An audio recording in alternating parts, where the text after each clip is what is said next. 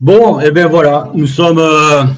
Nous sommes lundi là, hein. On a eu un week-end un peu chaud, tous, un peu chaud sur Avignon. Il y a eu pas mal d'événements sur la Ligue ce week-end. À savoir, il y a eu le championnat départemental à Roquebaron de marche nordique. C'était la première étape du challenge marche nordique de la Ligue. On a eu également un championnat régional, le grand championnat régional d'Avignon, qui s'est déroulé sur les 2 jours, samedi et dimanche, où il y avait énormément de monde. Il y avait à peu près 800 athlètes. Il y a eu près de 1200 engagements sur des épreuves, sur les disciplines. On a eu également la ronde de Gombert, la première étape du challenge marche nordique de la Ligue, challenge nature. Et là, aujourd'hui, je me retrouve pour commenter la marche nordique de Roquebaron avec Patricia Lepreux, qui est présidente du club Les Hospitaliers. Je crois qu'ils sont basés à Toulon, et elle me confirmera tout à l'heure. Et qui est également, Patricia, elle est également juge arbitre officiel. Et on a Georges Luc, qui est président de la commission. Mais en fait, Georges Luc, à chaque fois que je le présente, j'en ai pour 1 heure parce qu'il est multipasse. Et du reste, je l'ai vu dans le commentaire, vous verrez, je l'ai vu dans l'interview samedi où il devait passer une formation dimanche de juge officiel de trail. Et il disait dans l'interview, on verra demain si je l'ai ma formation. Alors Georges, est-ce que tu l'as eu? Est-ce que tu es maintenant officiel? Juge officiel nature, trail nature. Est-ce que c'est fait, Georges? Pas encore, pas encore. Je n'ai pas le résultat. Je suis en train de finir mon rapport d'arbitrage. Ouais. Et après, l'examinateur nous dira ça. Voilà, ça sera statué bientôt. Bon, on vous tiendra au courant parce que je suis sûr que ça tient en haleine beaucoup de gens. Si savoir si Georges ou pas est validé comme juge officiel. Bon, sinon, Patricia, belle épreuve. Hein. Qu'est-ce que tu en penses, toi, samedi, que tu peux faire tout ça? Qu'est-ce que tu en penses? Oui, l'épreuve, hein, on l'attendait depuis un an, hein, parce qu'elle était programmée en 2020. Donc, ravi d'avoir pu la faire cette année. Et puis que le domaine ait pu nous recevoir, tout ça. Hein, parce que, voilà, donc, ravi que ça soit bien passé. Alors, qu'on comprenne bien, elle avait été programmée, quelle date normalement Alors, elle a été programmée en 2020, en mars 2020. Après, elle a été, pour 2021, on l'avait programmée en avril de 2021. Et puis après, avec les problèmes sanitaires, on ne pouvait pas recevoir plus de 50 personnes. Donc, c'est pour ça qu'on l'a reportée le 12 juin. D'accord. Et c'est la première édition, c'est la deuxième édition. Ça fait longtemps que vous faites une marche nordique là? C'est la première édition. C'est la première fois qu'on se lance. Comme on voulait se proposer pour le championnat du Var de marche nordique, on a cherché un parcours et c'est pour ça qu'on s'est dirigé sur le domaine de la Pességuière qu'on connaissait un petit peu. Et puis le club s'engage de plus en plus un petit peu dans la marche nordique. Donc c'est pour ça qu'on a voulu pour pouvoir lancer cette première édition. Georges, d'avoir des clubs comme ça qui s'engagent au fur et à mesure dans la marche nordique. Alors là évidemment, je parle au président de la commission marche nordique. Alors je rappelle, la marche nordique, c'est pas si vieux que ça. Hein. Et non, c'est très récent. Hein, c'est très récent. Et surtout chez nous, dans notre région, là, on a été l'une des dernières régions à se lancer vraiment dans la marche nordique. C'est pour cette raison que le président de la région sud, Jean-François Rouillet, a tenu qu'il y ait vraiment une commission régionale de marche nordique pour qu'il y ait une vraie dynamique pour lancer cette nouvelle compétition de la Fédé. Et c'est vrai que dans la région sud, les clubs ils se bougent, ils se prennent au jeu. Et dès le départ, moi j'ai demandé à ce que chaque département ait ses championnats départementaux. Et tous les ans, on change de club. Et c'est quelque chose qui commence à vraiment être rodé. Et à chaque fois, on fait appel à des clubs volontaires comme les hospitaliers. Et bien sûr, on leur apporte notre aide parce c'est vraiment spécifique la marche nordique. C'est très gourmand en juge. Et voilà, mais ça fonctionne. La preuve elle est là, ça fonctionne. Fais-nous un petit topo sur le département du Var. Alors, je ne vais pas te demander le nombre de licenciés marche nordique, je dirais, enfin, pas de pratiquants marche nordique, le nombre de clubs. On en est à quoi sur le département? Est-ce que c'est un département où ça s'est beaucoup développé? Est-ce que c'est un département qui est en moyenne par rapport à l'ensemble de la PACA, de la région sud? Donne-nous un petit peu des éléments là-dessus. On commence à être vraiment dans la moyenne. Pas forcément au niveau des licenciés compétition, parce que là, on est encore loin des autres départements. Mais au niveau des pratiquants, ça monte d'année en année. Et nous, on a de la chance. Avec cette pandémie, on a vu les gens qui viennent vers nous parce qu'ils ont besoin d'espace, de nature et d'efforts physiques. Et comme on pratique en nature, et on a pu continuer à pratiquer plus ou moins bien cette discipline, il y a beaucoup de personnes qui sont venues vers nous et je vois que les clubs ils sont contents parce qu'ils reçoivent de nouvelles personnes et ça fait une dynamique dans les clubs. Voilà. Patricia, tu le vérifies dans ton club, ça, où il y a eu pas forcément de désaffection pendant les restrictions sanitaires, mais avec ce manque de compétition, mais est-ce que vous avez vu un apport nouveau par le nombre de licenciés ou par l'engouement que pouvaient avoir les gens sur cette discipline précisément? Moi, je rejoins Georges parce qu'effectivement, autant en course à pied, le manque de compétition a un petit peu baissé les effectifs, mais en marche nordique, non, parce que les gens, je rejoins Georges, on avait besoin de se retrouver en nature et on a pu continuer dans des petits groupes à marcher. Et donc, c'est ce qui nous a permis de pouvoir rester en contact avec les licenciés et de progresser effectivement en licenciés. Georges, les clubs emblématiques varois qui comportent une section de marche nordique, c'est lesquels? Il y a l'USAM, il y a Sifour, il y a les Hospitaliers. Il y a des clubs comme les Hospitaliers, comme l'USAM, comme Sifour, comme Hier. Il y a eu la JS Lagarde, il y a eu les ASPTT. Je pense que dans le Var, tous les clubs, entre guillemets, d'athlétisme ont au minimum une section de marche nordique. Pas forcément de compétition, mais du loisir. Et justement, les licenciés qu'on a perdus, c'était les licenciés compétition. En revanche, en loisir, comme disait Patricia, on les a gardés, et non seulement on les a gardés, mais l'effectif augmente. Les gens, d'abord, ils viennent en marche nordique, entre guillemets, pour le loisir, la découverte, le loisir, et après ils se prennent au jeu, ils font la compétition. Et comme nous, dans le Var, on est venu un peu tard dans la marche nordique, c'est pour ça qu'au niveau compétition, on est un petit peu en retard par rapport aux autres départements de la Ligue, mais au nombre de licenciés, tout ça, on est vraiment dans la moyenne. Et j'espère que la compétition va prendre de plus en plus grâce notamment à ce fameux challenge. Oui, ça va se rééquilibrer, mais effectivement, alors la subtilité, je dirais, entre les marcheurs avec une licence compétition et les marcheurs qui ont une licence loisir ou une licence santé, vous me corrigez si je me trompe. Les licenciés compétition, ils peuvent bénéficier des championnats départementaux, des championnats régionaux. Ils peuvent participer à la marche nordique tour. C'est des épreuves sur l'ensemble du territoire. C'est vrai que les licenciés compétition, ils ont des avantages, je dirais. Ils ont accès à des courses, à des sites, à des lieux que n'ont pas les licenciés loisirs ou licenciés santé. Vous confirmez ce que je dis ou c'est à peu près ça? Oui, mais je pense que ça ne les intéresse pas plus que ça, ceux qui sont en loisir, parce qu'ils veulent faire loisir. Donc, ça ne les intéresse pas spécifiquement de se retrouver en compétition. Mais effectivement, les compétitions, ils se retrouvent sur des sites qui sont de plus en plus choisis et agréables à se performer, essayer de se performer sur la marche de compétition.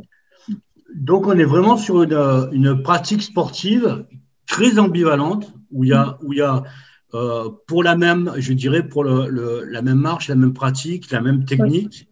Il y a ceux qui le font style loisir. Alors, ils sont attirés par la remise en forme, la question de la santé, la convivialité, je suppose, parce que Oui, j'ai remarqué qu'en marche nordique, la convivialité, ça manque pas.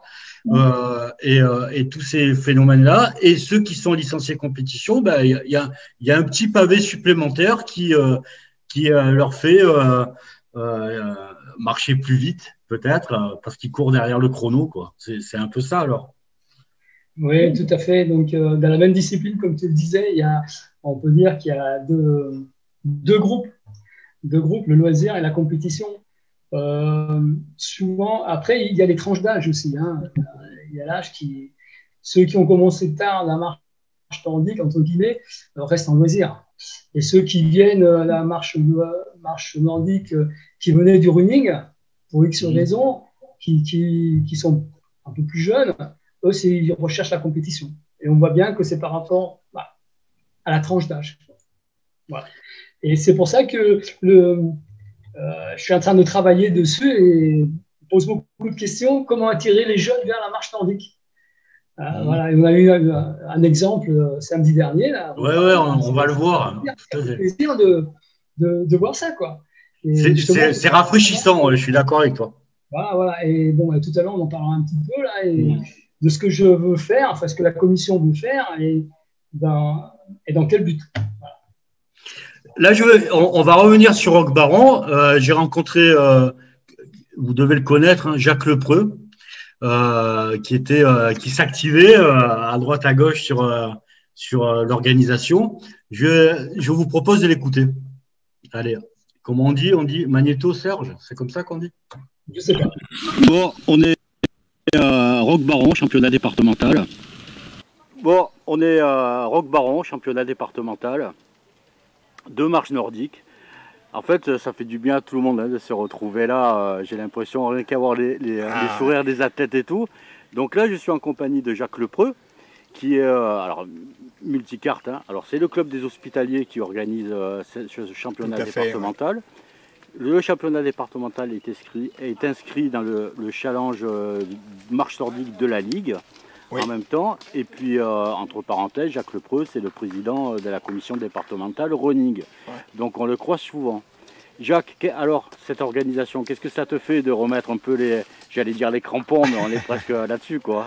Mais ça fait du bien, ça fait du bien. Ben, nous sommes vraiment les premiers à débuter là, avec la jauge de plus de 500. Nous sommes les premiers. Les athlètes, ils sont au rendez-vous, comment tu les sens? Bon, là, c'est un petit peu mitigé parce que encore, ils ont un petit peu peur, mais je pense que demain, il y a un trail, mais la semaine prochaine, ça va vraiment redémarrer. Avec Fréjus, ils sont complets déjà, ils ont 500 participants.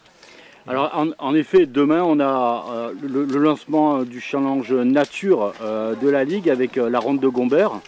On y sera, on ira faire coucou un peu aux athlètes là-dessus. Ouais. Donc effectivement, la Ligue a voulu redémarrer dès 2021 l'ensemble des challenges. Et je pense que ça fait du bien. Ouais. Alors, l'organisation, on est à quel endroit? On est dans un endroit un peu magique là. Oui, là c'est le domaine de la Pességuière. C'est privé, hein, mais on a déjà organisé les crosses, les départementaux, les régionaux, et le propriétaire, il est pour. Voilà. Donc on a un parcours, alors raconte-nous un petit peu le parcours. On a un parcours où, moi je vois, il y a pas mal d'herbes, c'est pas mal amorti. Est-ce que c'est très favorable pour la marche nordique? Explique-nous un peu. C'est un petit peu difficile au départ parce que il y a 10 cm, ça a été coupé, mais il y a 10 cm, mais c'est amorti quand même. Mais pour les gens, c'est peut-être un peu dur. Mais après, dans le bois, c'est agréable. C'est très beau. Donc, nous avons un parcours qui commence sur le domaine, qui part un peu en forêt, qui revient, qui longe un peu les vignes. C'est ça? Oui, hein, oui. Et là, il y a un petit ruisseau. C'est la différence entre Fort Calcaire et Roch Baron. Frontalier. Ah oui, à la limite. Combien de kilomètres il fait le parcours? Alors, le parcours d'un point d'ici, là, point B à point B, ça fait 2 km 200. Alors le club, on va parler un peu du club des hospitaliers. Donc la présidente, c'est Patricia, mon épouse, hein, Patricia Lepreux. Et raconte-nous un petit peu votre section de marche nordique. Ça a débuté avec la marche nordique il y a quand même il y a 8 ans. Ah, quand même, d'accord. Ouais, de suite, elle a passé les stages, tout ça. Et notre section, elle est presque autant que la course à pied, hein, de marche nordique. Alors, c'est-à-dire, vous êtes combien à peu près on n'est pas nombreux, on a 70, voilà, 50, 70. Ça commence à compter. Disons que c'est un petit club, voilà. Et alors, vous vous entraînez toutes les semaines? Comment ça se passe? Il y a des jours d'entraînement? Il y a des jours pour la course à pied, le mardi, jeudi et le dimanche. Et il y a des jours pour la marche nordique, le mercredi, le vendredi et samedi aussi.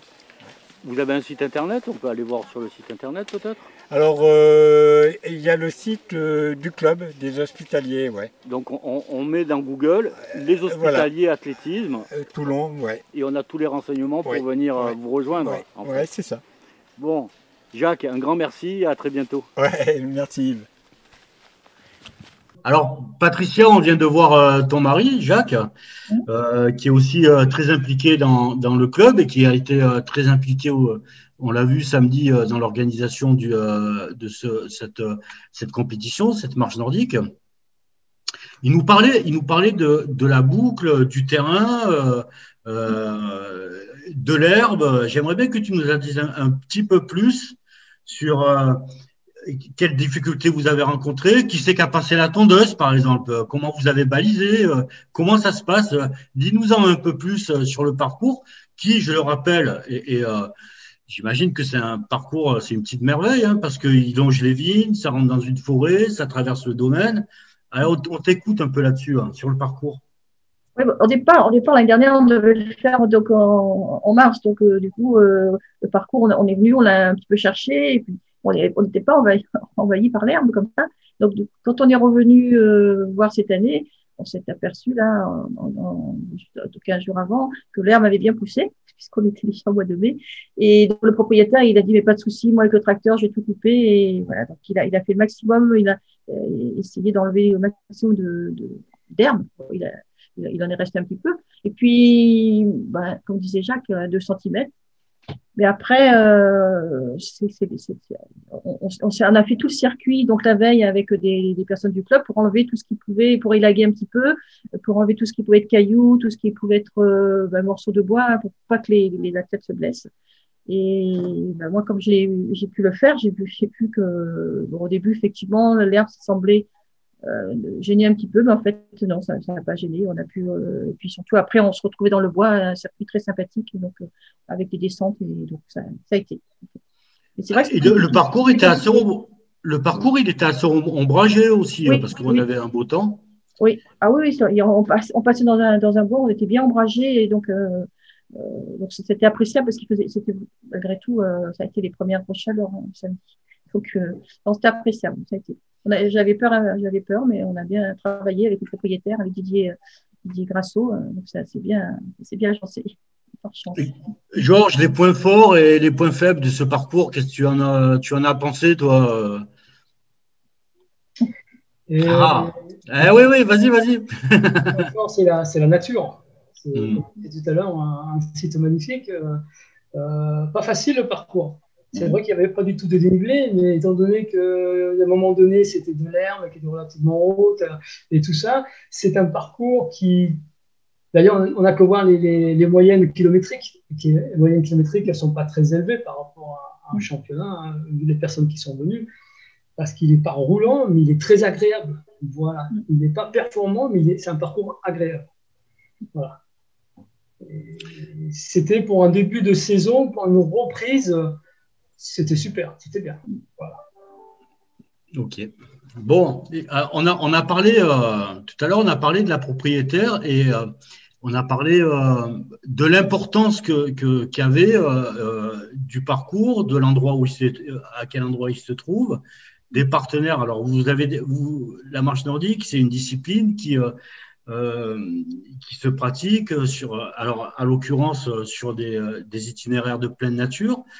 Il que ce soit carrossé, balisé. Et là, on a eu une chance d'être accueilli par une propriétaire qui est hyper agréable. Je lui ai tendu mon micro. Là, je vous propose de l'écouter. Alors, mais avant de l'écouter, on va se voir le départ. On va se regarder le départ et tous les athlètes avec masqués, mais avec le sourire quand même. Bon, vous allez me faire des petits sourires. Hein. Ouais, avec le masque, c'est compliqué. Ouais. Bon, ça fait du bien de revenir un peu là. Ouais. On voit un peu tout le monde là.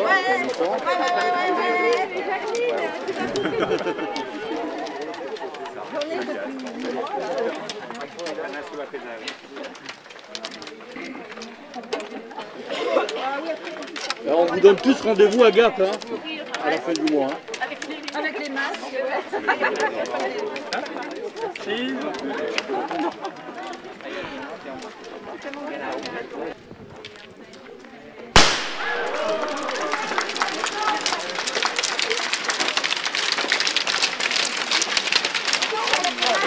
Oh là là! Oh là là! Oh là là!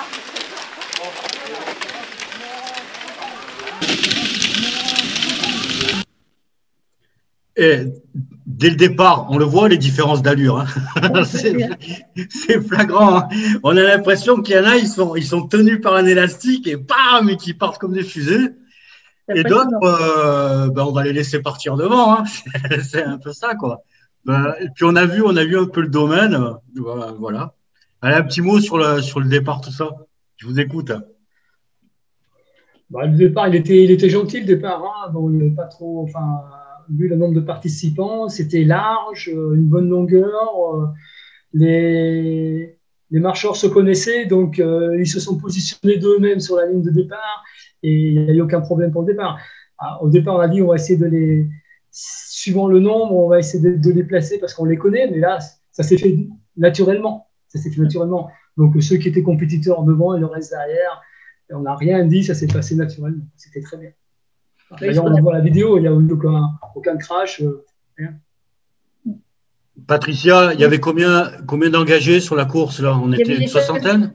58 engagés sur la course et nous on avait prévu de mettre avec des dossards de 1,50 pour les licenciés, donc de ce fait en compétition et de ce fait on a pu mettre devant les licenciés compétition. Et moi qui était au départ, j'ai remarqué on n'a pas été bousculé parce qu'il arrive des fois on est bousculé, on a été là comme il a dit Georges, l'espace était assez large tout le monde a pu partir à son allure et sans être gêné. Ouais, parce que effectivement, quand c'est un peu plus grand avec les différences d'allure qu'il y a, c'est vrai que éventuellement, souvent ce qui se fait, c'est qu'on fait un départ pour les femmes, un départ pour les hommes, c'est ça, hein, en général, on fait. Là, avec 58 personnes, c'était pas nécessaire. On a mis les loisirs derrière, ils sont partis à leur allure et donc les devant sont partis ceux qui étaient rapides. Avec 58 personnes, c'était pas nécessaire. Mais sinon, effectivement, on fait des départs simultanés, les hommes, les femmes, les compétitions, les loisirs. Et c'est vrai, je reviens sur ce qu'a dit Georges. Tout le monde se connaît. Moi, je l'ai bien vu au départ. Hein. Tout le monde se connaît, tout le monde connaît son allure et ça s'est positionné naturellement. Hein. Je les voyais. J'en ai reconnu, je les avais classés en 2019 sur le challenge. Donc, je les connaissais, voilà, les fusées, elles étaient devant, hein, ça c'est clair. Hein. Mais il est arrivé au milieu de ces fusées-là, deux petits Alsaciens qui étaient assez particuliers, qui nous a bien fait rire, qu'on reverra un peu par la suite. Je vais revenir sur le domaine, parce que là, on a bien vu le domaine de la Pességuère pour le départ. Hein, c'est majestueux, il y a des grands platanes, c'est vachement ombragé, il y a des beaux bâtiments, des beaux jardins. On va écouter, moi je vous propose d'écouter la propriétaire. Bonjour Marianne. Marianne, c'est la fille du propriétaire. Alors en fait, je suis la fille des propriétaires du domaine de la Pességuère, oui. À Roquebaron. Oui. Alors on est propriétaire depuis 1911 en fait, donc c'est une affaire familiale. On est la 5e génération avec mes enfants qui sommes sur le domaine. Alors Marianne, en fait, je suis content de l'avoir et de lui avoir tenu le micro parce qu'en fait, ici, au domaine de la Pességuère, Je sais qu'à chaque fois, on fait des organisations de courses à pied. Il y a eu, il y a 2-3 ans, un super cross interrégional qui s'était super bien passé. Là, aujourd'hui, on est sur un championnat départemental de marche nordique. Et pourquoi pas l'année prochaine, un championnat régional de marche nordique? Pourquoi pas? Donc ce domaine de la Pességuière, c'est vraiment c'est un amour de l'athlé, un amour du vin. Venez le visiter, c'est à côté, hein, vous sortez l'autoroute AQR, c'est à 10 km, même pas. C'est ça, en direction de Brignoles. D'accord. Alors le vignoble, parlez-nous un peu du vignoble. Qu'est-ce qu'on peut dire? Alors la propriété fait 52 hectares. Ouais, voilà. Il y a 26 hectares de vignes. Actuellement, on a 20 hectares en production, 6 hectares de plantiers. Voilà, on fait de l'AOC Coteau-Varois en Provence, en blanc, rosé et rouge. D'accord. Et c'est quoi cet amour de l'athlé? Ça vient d'où en fait? Je suis enseignante en EPS. Et enseignante en EPS. Voilà. Donc on est très heureux de vous connaître, Marianne. À très bientôt. Et à bientôt. Au revoir. C'est super, c'est vraiment précieux d'avoir des partenaires comme ça. Le club des hospitaliers, vous avez bien de la chance. Hein? Oui, c'est vrai. Didier et Marianne Grasso nous ont accueillis, ils nous ont mis à disposition tout ce qu'on voulait, les tables, les chaises. Vraiment, ils sont très charmants. Hein. Ouais, c'est vrai. On a eu de la chance d'être accueillis dans ce domaine avec convivialité. C'est vraiment, on les a remerciés. Puis en plus, la dégustation après est appréciée par beaucoup. Hein. Donc, c'est bien. Et moi, j'ai évoqué avec elle il y a 3 ans, nous avions fait un championnat régional de interrégion sur ce domaine-là. Il y avait beaucoup plus de monde. Hein. On avait au moins quasiment 2000 inscrits. Donc, c'est vraiment un domaine qui a une capacité très grande d'accueillir du monde. Il y avait des voitures partout. Et des fois, effectivement, moi, quand j'avais vu ça il y a 3 ans, je me disais, les propriétaires… en off, hein, j'ai réévoqué ces perspectives-là.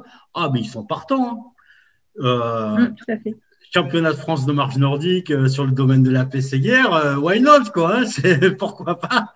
Donc, Georges, on prend note là, on prend note là-dessus. Hein, Georges, qu'est-ce que t'en penses?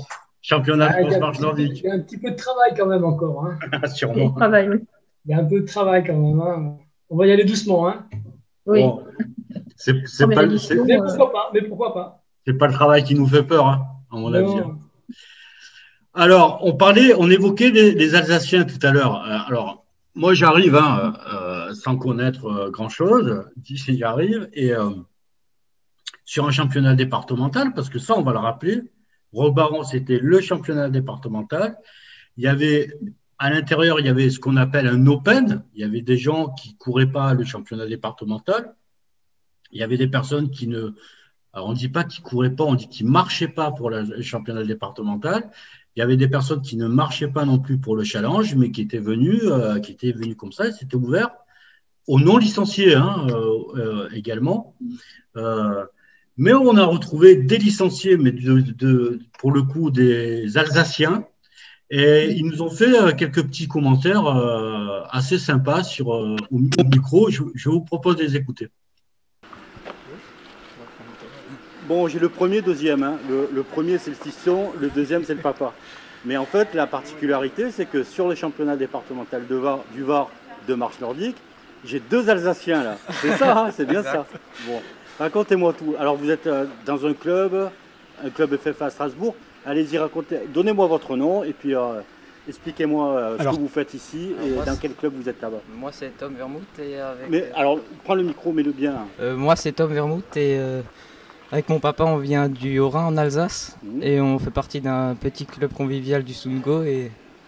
Tu as quel âge? Tu es dans quelle catégorie là? J'ai 16 ans et je suis en cadet. Il paraît qu'il y a tout le monde qui disait où il a mis la mobilette, hein, tellement que tu allais vite. Hein, en plus, hein. Dans donc, les jambes. Tu es en cadet, donc vous êtes dans un petit club alsacien convivial, c'est-à-dire pas énorme, hein, pas un gros club, et vous faites tous les 2 de la marche nordique. Oui. Et est-ce que là-bas, alors, le papa, votre nom? Hervé Vermouth. Est-ce que là-bas, pareil, vous avez des championnats régionaux, championnats départementaux de marche nordique? Comment ça se passe la marche nordique là-bas? Oui, tout à fait, de la même manière qu'ici, mais bon, le Covid a été un petit peu plus virulent et du coup, on n'a pas eu l'occasion d'avoir des championnats chez nous. On a profité d'un déplacement professionnel pour repérer la course et on est très content d'être là. Donc effectivement, on fait partie d'un petit club alsacien dans le sud de l'Alsace, Sungo Oxygène, qui est effectivement dédié essentiellement vers le ski nordique et marche nordique et athlée. C'est un club globalement de 300 adhérents, mais effectivement avec une forte densité de marche nordique. Et on est très content d'être là, les paysages sont magnifiques, super, dans le vignoble, là c'est vraiment superbe. Il fait beau, ça nous change un petit peu. La boutique est ouverte. La boutique est ouverte, on va en profiter maintenant, on peut en profiter. Et puis on voit que la jeunesse va très vite. Et en tous les cas, on est très content de vous accueillir, merci, de voir votre performance. On est super content aussi. Nous, le prochain, à la fin du mois, si vous êtes encore là, c'est Gap. Et alors, on a un autre domaine qui est magnifique. On a un championnat régional sur Gap. Donc, j'ai un petit peu vu, il y a beaucoup de courses dans le secteur. C'est bien, vous avez une région très dynamique. C'est ça, tout à fait. C'est super, bravo en tout cas. On vous remercie d'être là. Merci à vous, merci de nous accueillir, c'est très gentil. Ben voilà, le gars, il fait un déplacement professionnel, il amène la famille, il regarde Diada Marche Nordique, c'est ça la grande famille de l'athlète en fait. Ouais. Et il vient nous faire deux scratchs sur nos championnats départementaux. Ouais, je résume l'histoire, quoi. C'est magnifique ça. Hein. Puis en plus, ça fait plaisir de voir que les jeunes sont intéressés aussi à la marche nordique. Hein. Donc c'est bien, c'est l'avenir, ça, je trouve que c'est bien. Hein. Ouais. Il a un petit club, il a dit, mais bon.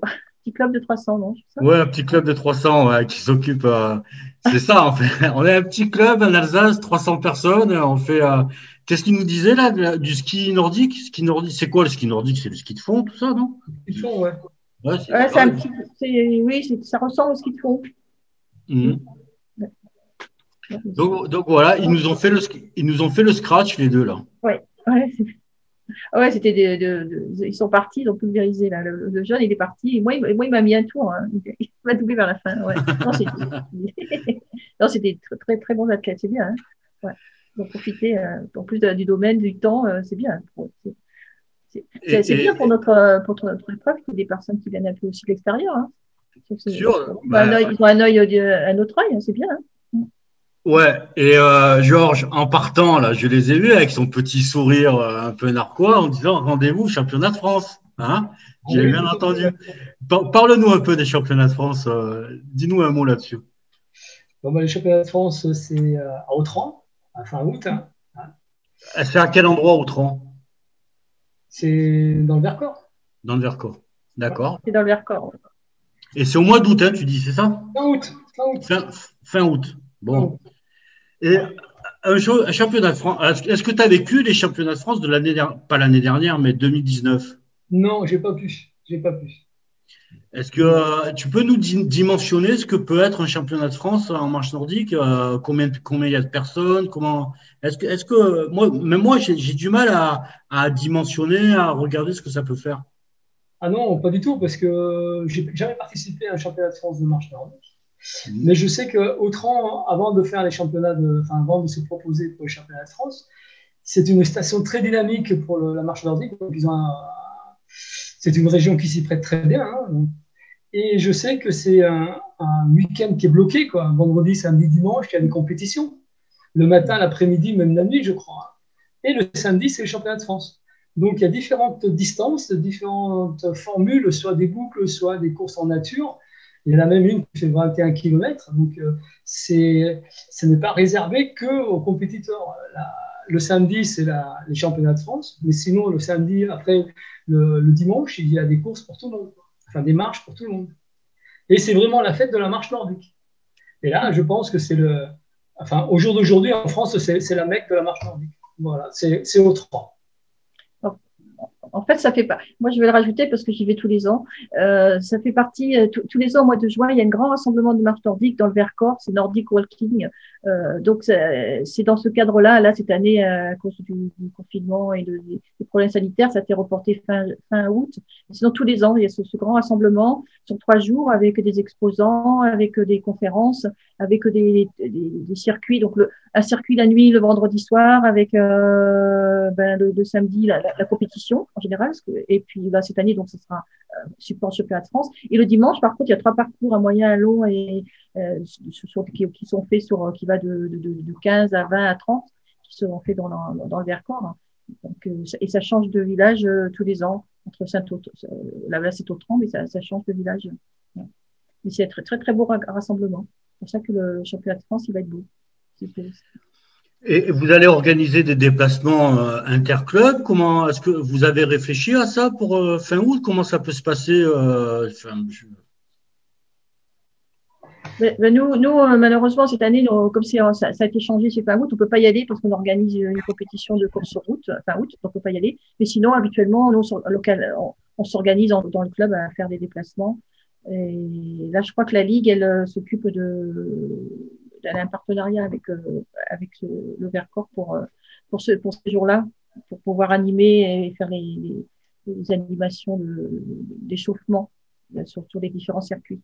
Mais sinon, nous, on s'organise un déplacement particulier. On partait le jeudi, on rentrait le lundi. Voilà. Chaque club, je pense, va s'organiser ponctuellement pour y aller individuellement en club. Georges, des trucs de prévu ou Oui, tout à fait. Cette année, on a la chance, la Ligue, comme je disais tout à l'heure, a une grande volonté de faire évoluer la marche nordique dans la région sud. Et nous avons proposé au club des inscriptions pour les Open, c'est-à-dire pour les courses de dimanche. Et ils choisissent l'épreuve qu'ils veulent et un certain nombre limité, bien sûr. Et l'engagement sera pris en charge par la Ligue. Et en préparation pour ce championnat de France, au mois de juillet, au mois d'août, du jeudi 4 août au dimanche 8 août, il y a un regroupement des marches nordiques compétition qui aura lieu à Ancel. C'est un stage de regroupement que j'ai monté avec la commission, qui regroupe les meilleurs marcheurs de la région sud, donc garçons et filles, et on va les faire monter à Ancel pour un stage de préparation pour les France. Aussi bien préparation technique que réglementation, voilà, tout ça. Donc sur 4 jours. On va y revenir. C'est vrai que là, on parle de où on en est la marche nordique dans notre région, comment ça se structure. Tu sais, je propose de t'écouter, hein, et puis on va revenir, on reviendra dessus, là-dessus. Bonjour Georges. Bonjour Yves. Bon, je suis en compagnie du juge arbitre officiel de cette course-là, mais pas seulement, hein, parce que Georges, il est multipasse.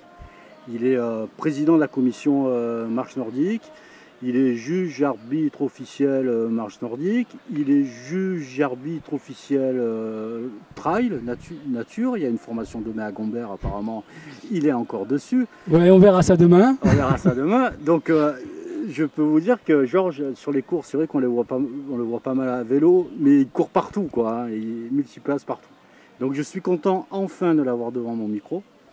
Et on va parler un peu de marche nordique et comment ça redémarre déjà. Comment ça redémarre déjà la marche nordique en cette période épouvantable? Eh bien, ça démarre bien. Je suis très content parce qu'il y a les organisateurs qui étaient présents. Et non seulement les organisateurs, mais les marcheurs qui étaient impatients de revenir se retrouver dans un cadre magnifique comme celui-ci. Et on a la chance, malgré les problèmes, d'avoir 3 dates pour ce championnat départemental, hein, enfin régional. Et voilà, donc c'était la première étape aujourd'hui, à Roquebaron, dans le Var. La deuxième étape, ce sera, comme vous le savez, les championnats régionaux à Gap. Je pense que ce sera une grande fête, parce que nous avons des contacts d'un peu pas mal de gens de la France qui veulent venir déjà parce que le site est magnifique et parce qu'ils demandent des compétitions. Et non seulement ça, sans être chauvin, mais la Ligue s'est très bien organisée ce genre de manifestation. À ma connaissance, le championnat régional de Gap est aussi une épreuve du marche nordique Tour. Tout à fait. Ça fait partie d'une étape de marche nordique Tour. Et les gens viennent déjà pour se tester, pour ramener des points et pour vraiment se préparer pour les championnats de France qui auront fin août à Autran. Alors, cette épreuve-là à Gap sera une épreuve qualificative pour les championnats de France. C'est ce que tu nous expliques là. Tout à fait. Donc cette année, exceptionnellement, avec une seule étape du MMT, on pourra se qualifier pour le championnat de France. Donc c'est l'occasion de faire ça à Gap, dans ce site magnifique. Et tout à l'heure, tu évoquais 3 compétitions. Tu parlais des challenges en fait, les challenges de la Ligue. Les challenges de la Ligue. Donc il y a eu aujourd'hui Roc Baron, ensuite il y aura Gap et on finira par Aubagne au mois d'octobre. D'accord, 3 compétitions. 3 compétitions au lieu de 7 qui étaient prévues à l'origine, mais malheureusement par rapport à la pandémie, on ne peut pas les organiser. Heureusement qu'il nous en reste ces 3. Donc les marcheurs, en ayant fait minimum 2 compétitions, seront classés pour ce challenge. Alors, en effet, la décision de la Ligue de même en démarrant au deuxième semestre, hein, quasiment au deuxième semestre, mais qu'on ait des challenges qui redémarrent dès 2021, ça sera un petit tour de force pour les organisateurs, pour l'organisation de ce challenge, mais que ce soit sur le challenge route, sur le challenge nature cross ou sur le challenge marche nordique, nos licenciés, et en fait même au-delà, ils auront la perspective d'être classés à la fin de l'année sur des challenges de ligue comme les autres années, quoi.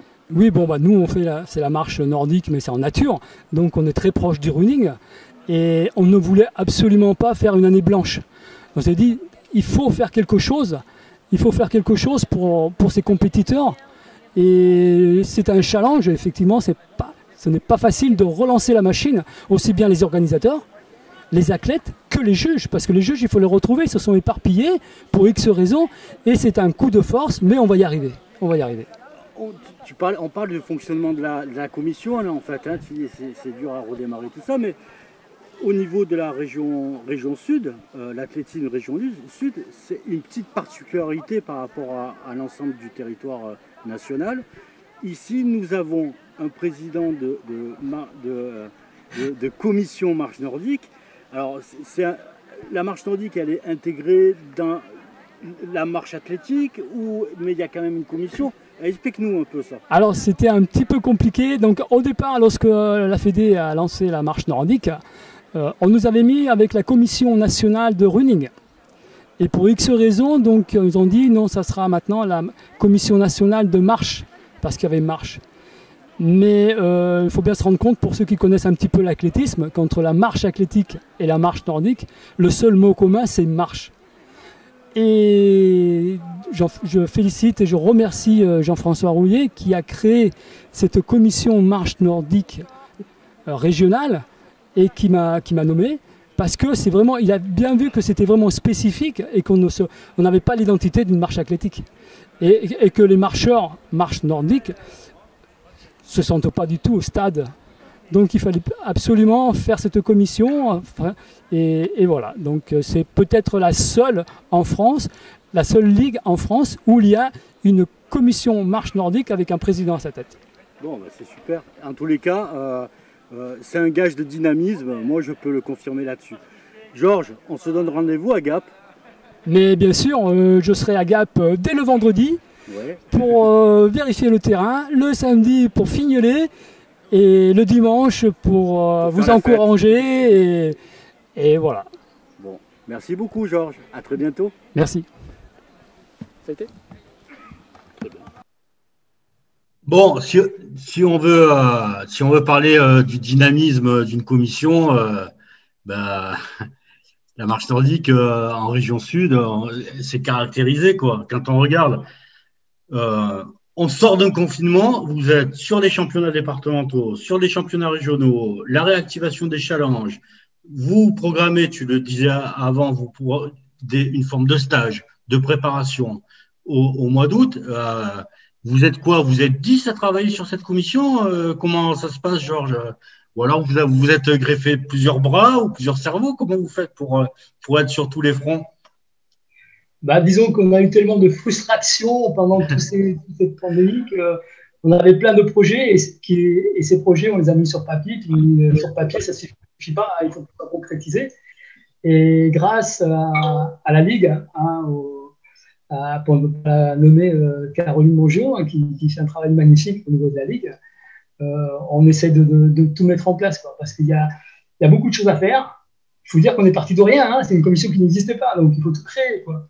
Donc c'est vrai que les premières années, on nous a un petit peu tapé derrière les oreilles, quoi. Mais maintenant, ça commence à être sur les rails et on a plein de projets et les gens ont de la dynamique et ils ont tous la volonté que ça fonctionne comme les organisateurs, parce que sans les organisateurs, on ne pourrait pas avancer, quoi. Donc il y a les organisateurs, il y a les compétiteurs et il y a la ligue qui nous suit à 100%. C'est magnifique. Ouais, là, tu évoques la difficulté effectivement, quand on crée quelque chose et que on s'occupe d'une pratique sportive comme la marche nordique qui rentre dans la FFA, que vous créez des championnats, que vous créez des challenges, eh ben, vous pouvez pas vous appuyer sur un historique, hein. Il faut partir d'une page blanche, il faut écrire des règlements, il faut regarder comment ces règlements-là, ils subissent une année de pratique. Donc, il y a les engueulades. C'est ça, on aurait dû faire comme ça. Là, on aurait dû faire comme ça. On corrige l'année prochaine. Oui, c'est jamais facile quand on s'appuie pas sur quelque chose qui fonctionne derrière. Parce que quand on s'appuie sur quelque chose qui a déjà fonctionné et en se disant on modifie un peu, on améliore, là, c'est pas le cas, hein. Vous partez d'une page blanche. Et on fait subir dans la pratique pour voir si c'est valable ou pas, quoi, hein. Voilà, on va au feu. C'est ça. Donc, vous avez mis plein de fer au feu, là, si je reprends la métaphore, mais ça a été, vous partez sur des bases en structurant à travers la formation. Alors, j'ai aussi appris que vous aviez, les années précédentes, formé une quantité de juges incroyable, quoi. Je sais pas si tu as le nombre en tête, mais effectivement, tu disais que la marche nordique, ça absorbe beaucoup, il faut beaucoup de jurys sur les parcours, mais donc du coup, il faut répondre à tout ça. Tout à fait. Donc, une de mes premières missions, ça a été de former des juges. Et on a fait la première formation de juges à Aix. Et donc, ils étaient plus d'une vingtaine, quoi, hein.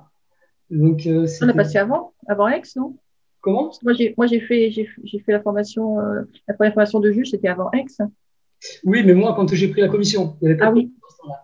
Oui. Donc, quand j'ai été nommé juge arbitre marche nordique et que j'ai pris la direction de la commission régionale, donc on a formé des juges.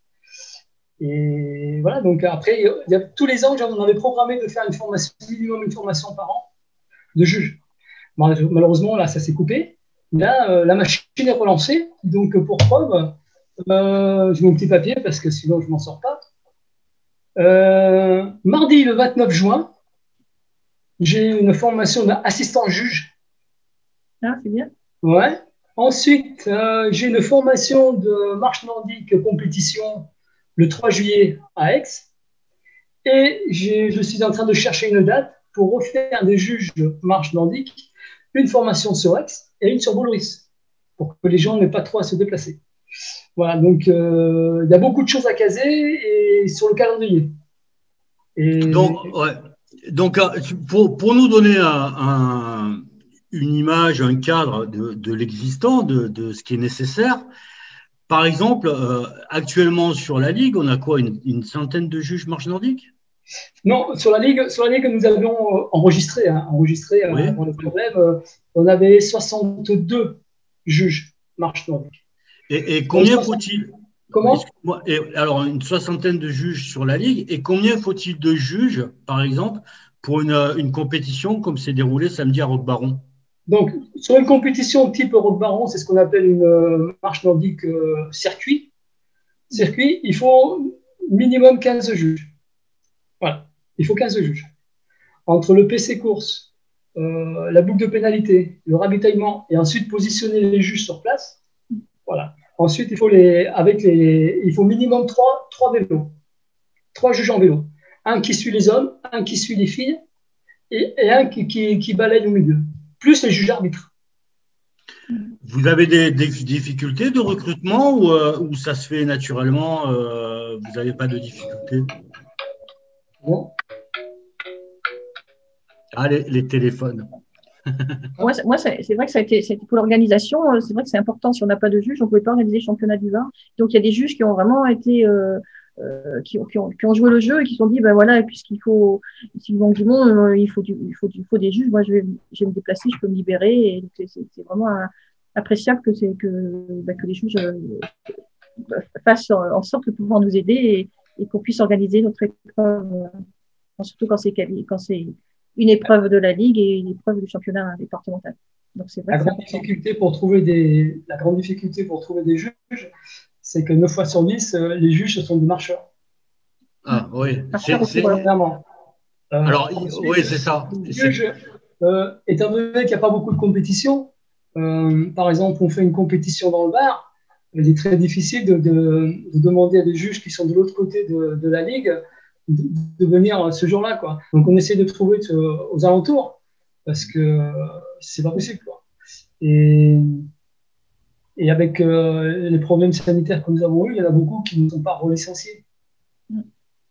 Voilà. Donc, tous les ans, même si on arrive à former une trentaine de juges, on sait qu'au bout de 3 ans, il nous en reste plus que 10, quoi, maximum. Donc, en fait, c'est un perpétuel. C'est ça, c'est un processus permanent de formation que vous mettez en place. Et tu parlais du stage de juillet en préparation. Est-ce que ce type de stage, vous allez les reproduire et ça va être redondant, ça va être régulier? J'espère, parce que mettre en place un stage qui n'existait pas, ça s'est jamais fait. Ça a été pas déplacer une montagne, mais presque, quoi.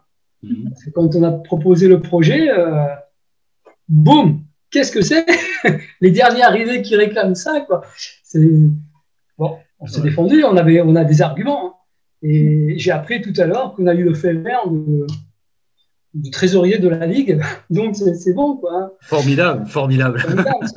Donc, oui, on salue Christian Dupoux en même temps. On profite pour saluer Christian Dupoux, qui est trésorier de la Ligue et apparemment qui t'a donné le feu vert pour les stages. Fabuleux. Voilà. Donc le but, c'était, étant donné que déjà les marcheurs ne se sont pas vus depuis X temps, en plus, donc c'était déjà prévu avant, mais là, ça fait encore de l'eau au moulin. Le but de ce stage, c'est un regroupement des compétiteurs de la Ligue pour faire quelque chose de convivial et en profiter avec des intervenants, de les faire travailler aussi sur la technique, bien sûr, et de revoir les points de règlement, certains points de règlement qui ont changé et qui malheureusement ils n'ont pas pu être mis en place, enfin, que les marcheurs ne connaissent pas parce qu'ils n'avaient pas de compétition, pour pas qu'ils se fassent avoir le jour J, et des petites conférences annexes comme le dopage, comme l'hygiène alimentaire, un petit peu de yoga. Mais écoute, Georges, tu sais ce qu'on va faire? Ton stage, il est en Celle. On va à Gap en fin de mois. Moi, je te propose qu'on se retrouve après la compétition de Gap, qu'on aille faire un petit tour en Celle et qu'on fasse un petit sujet sur le stage que vous êtes en train de mettre en place. Et on donnera un peu plus de détails en images et en commentaires sur ce stage. Qu'est-ce que tu en penses?